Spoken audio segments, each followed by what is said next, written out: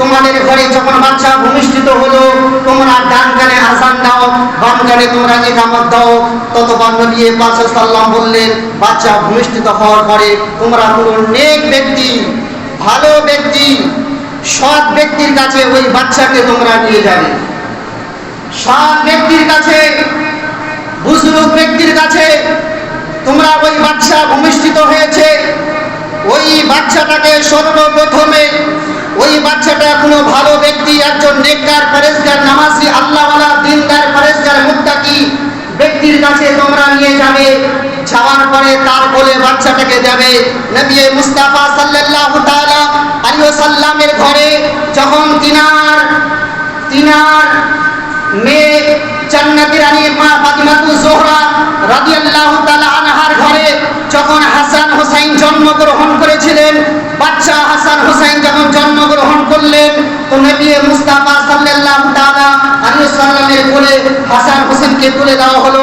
নবীর সংবিধান হলো, নবী মুস্তাফার ফরমান হলো, সর্বপ্রথমে যখন তোমরা নেক বাচ্চা, ওই বাচ্চাকে কোনো বুজুর্গ ব্যক্তি, সম্মানকৃত ব্যক্তির হাতে তুলে দেওয়ার পরে শরীয়তের সুন্নাত তরিকা হলো, ওই বুজুর্গ ব্যক্তি কিছু মিষ্টি জিনিস নিজের মুখের মধ্যে নেওয়ার পরে সর্বপ্রথম ওই নিজের মুখ থেকে ওই জিনিসটাকে বের করে সর্বপ্রথম তোমার বাচ্চার তালুতে লাগিয়ে দেবে। এটা হচ্ছে নবী মুস্তাফার সুন্নাত। জোরে বলুন।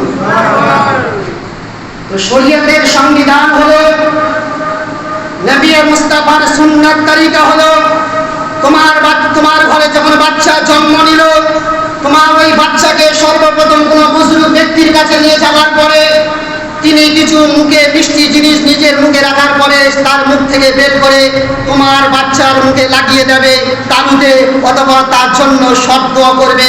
তারপরে মা বাবার কর্তব্য হলো তার জন্য সুন্দর একটা শরীয়ত সম্মত হাদিস কোরআন মোতাবেক, শরীয়ত শরীয়ত অনুযায়ী সুন্দর একটা নাম, ওই পুত্র হোক অথবা কন্যা হোক, তার সুন্দর একটা নাম রাখতে হবে। এটা হচ্ছে নবী মুস্তাফার ফরমান। কারণ নবী পাক সাল্লাল্লাহু তাআলা আলাইহি ওয়াসাল্লাম বলেন, তোমার বাচ্চার নাম দ্বারাই কিয়ামতের দিনে হাসরের প্রান্তরে তোমার বাচ্চা এবং বাবা এবং তার সন্তানের নাম ধরে ডাকা হবে। নবী মুস্তাফা বলেছেন, তোমার বাচ্চা ছেলে হোক অথবা মেয়ে হোক, তোমার বাচ্চার নাম যদি ভালো হয়, তোমার বাচ্চার চরিত্র ভালো হবে। তোমার বাচ্চার যদি নাম শরীয়ত মোতাবেক হয়, তোমার বাচ্চার ফলাফল ভালো হবে। তোমার বাচ্চা যদি কোনো নায়িকা, কোনো নায়কের নামে যদি রাখো, তাহলে তার চরিত্রের মতো তোমার বাচ্চার স্বভাব চরিত্র হবে।